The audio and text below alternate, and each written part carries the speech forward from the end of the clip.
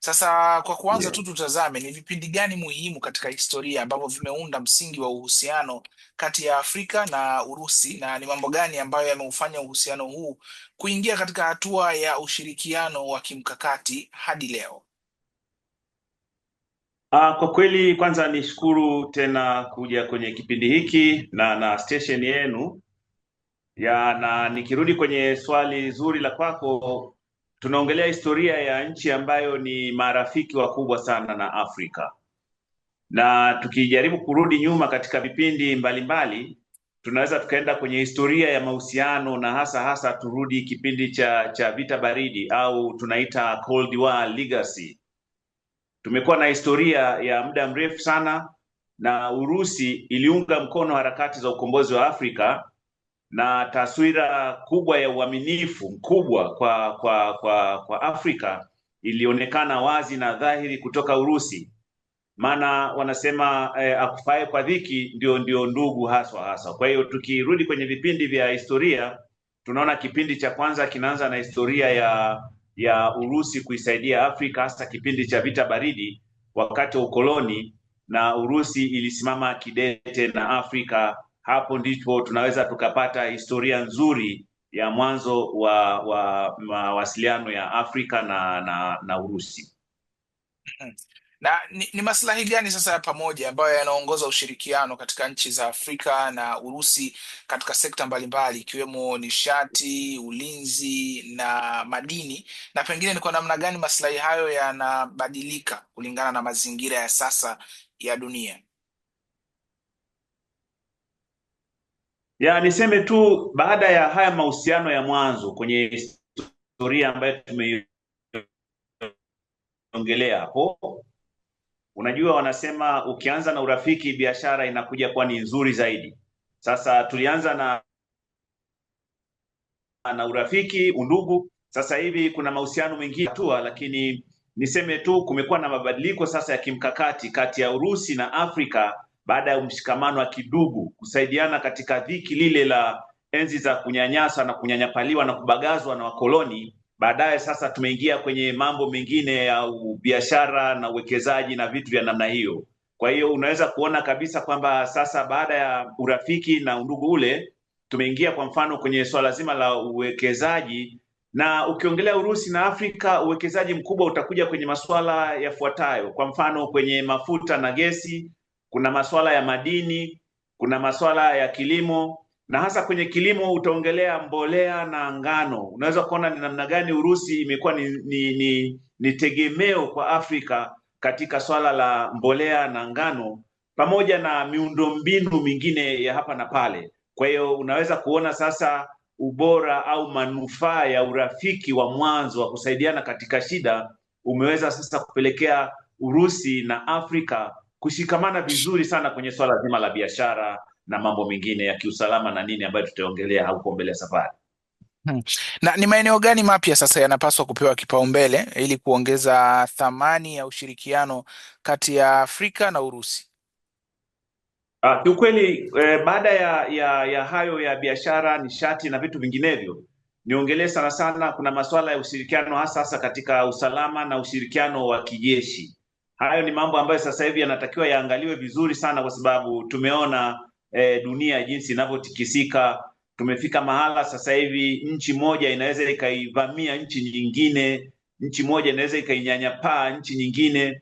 Sasa kwa asili Urusi ni miongoni mwa nchi kubwa ambazo zikisema kwa mfano mwache, usimpige huyu au usimchokoze huyu na maslahi naye, mataifa mengine kwa kweli yanaweza yakababaika na yakasema hawa mabwana wameshikamana na Warusi. Kwa hiyo hilo ni eneo ambalo linapashwa sasa kuzingatiwa na kuangaliwa sana, hasa katika mafunzo ya kijeshi, upatikanaji wa silaha, makampuni binafsi ya usalama. Hiyo inaweza ikawa ni fursa mpya ambayo inaweza ikazua mjadala mzima ambao unaweza ukapelekea sasa kuona tunaboresha vipi sasa yale mahusiano ya kirafiki na undugu, tukaingia kwenye biashara, na biashara sasa lazima tujilinde vile vile. Kwa hiyo ulinzi na usalama ni miongoni mwa mambo ambayo nafikiri Afrika na Russia sasa wanapaswa wayapatie kipaumbele na wayaangalie kwa kina sana. Mhm. Kwa sasa unaona ni kwa namna gani ushirikiano wa kijeshi kati ya baadhi ya nchi za Afrika na Urusi unachangia katika usalama hasa wa kikanda, na unaundaje taswira ya Afrika katika uwanja wa kimataifa?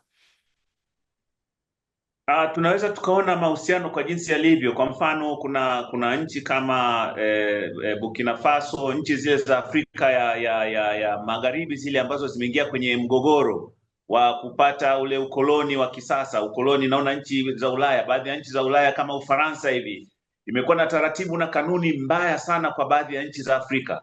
Mali zote zimekuwa zikihama kutoka Afrika na kwenda Ufaransa kule. Utakuta makoloni yaliyotawaliwa na Ufaransa kiukweli yamepata mikataba mibaya sana baada ya uhuru, na hivi kumeingia kasi sasa ya kujikomboa na kujikwamua kutoka mikononi mwa hao wakoloni. Lakini Urusi imesimama kidete, imesimama bega kwa bega na nchi hizo, na kiasi ambacho sasa nchi nyingi zinaitegemea Urusi. Nafikiri kwa tunakokwenda sasa hivi inabidi tuyaangalie sana maeneo hayo, na Afrika lazima sasa ijizatiti kwamba pamoja na rasilimali zilizopo tunaanza sasa kuanza kuzibadilisha rasilimali, kuziongezea thamani. Kwa hiyo kuna baadhi ya mataifa mengine kwa kweli yanaweza yakapata tamaa, hivyo tunahitaji sana sana sana msaada wa kijeshi kutoka Urusi. Pengine sasa ni hatua zipi mahususi ambazo zinatarajiwa kutangazwa katika mkutano huu wa tatu wa Russia Africa Summit kwa mwaka 2026 ambazo zinaweza kubadilisha ushirikiano uliopo kuwa na matokeo ya moja kwa moja hasa kiuchumi, kijamii kwa wananchi wa Afrika kutokana na ushirikiano huu wa Urusi na bara la Afrika? Kwa namna yoyote, sasa hivi tunatarajia sasa twende kwenye diplomasia mpya. Lazima wawe na mkakati mzuri wa kidiplomasia ambao utahusisha sasa diplomasia ya uchumi. Tuone sasa kwamba kuna swala zima la teknolojia. Kwa mfano, nchi za Afrika zinaweza zikategemea teknolojia nzuri sana kutoka Urusi, na Urusi kama ilivyo inaweza ikafanya mambo makubwa mengi. Kwa mfano, Afrika tuna chuma sasa hivi, wanaweza wakaja wakatusaidia kwenye teknolojia ya kutengeneza reli, tutengeneze treni sasa, tuwe na SGR cross, kila nchi iweze kuungwa na treni ya kasi. Tunaweza tukaingia kwenye masuala kama ya kutengeneza mabehewa ya treni, vichwa vya treni, kutengeneza ndege. Wenzetu Warusi wako mbali, wanafanya vitu kama vile. Na hata kwa mfano kwenye swala zima la nishati, sasa hivi Tanzania tumeanza kuchenjua au kuchakata uranium. Kwa hiyo maeneo kama hayo sasa yanaweza kusaidia tukatengeneza nishati na kuzalisha megawati kwa kiasi kikubwa sana. Tuzalishe sasa megawati 40,000, megawati 100,000, na Afrika nzima sasa iweze kupata umeme usio wa kukatika, umeme ambao unategemewa kuweza kuongeza uchumi. Lakini vile vile swala zima la elimu nalo linaweza likawa ni eneo moja zuri sana la kwenda kuangalia kwenye uongozi na utawala bora. Watu waweze kujifunza demokrasia, lakini tujifunze demokrasia yenye asili ya Kiafrika na asili ya Kirusi, tuweze kuwa watu ambao tunafanana kidogo. Warusi na sisi tuna mfanano wa namna moja, hasa katika uungwana, demokrasia na maendeleo ya ujumla. Tumekuta tumekaa katika wigo au pande moja. Kwa hivyo natarajia kwamba Urusi na Afrika wataweza kuja sasa na mkakati mpya ambao utafaidisha nchi zote. Tutaweza kuwa na teknolojia za kuchimba mafuta, kutafuta mafuta baharini, nchi kavu, teknolojia za ndege, labda mambo ya anga, mambo ya biashara na vitu kama vile. Sasa tukiingia kwenye hilo, tuwe sasa na ubia kati ya makampuni ya Urusi na makampuni ya Afrika, sasa tuweze kunyanyuka kwa pamoja. Warusi nao wanaweza kanufaika sana na masuala ya mazao ya kilimo kutoka Afrika, matunda na mboga mboga, samaki na nyama wanaweza kupata kutoka Afrika. Kwa hiyo kwa kifupi niseme hayo ni miongoni mwa mambo ambayo yanaweza yakasaidia bara letu la Afrika na jirani zetu, ndugu zetu Warusi, tukaweza tukafanya mambo kwa manufaa ya nchi zote.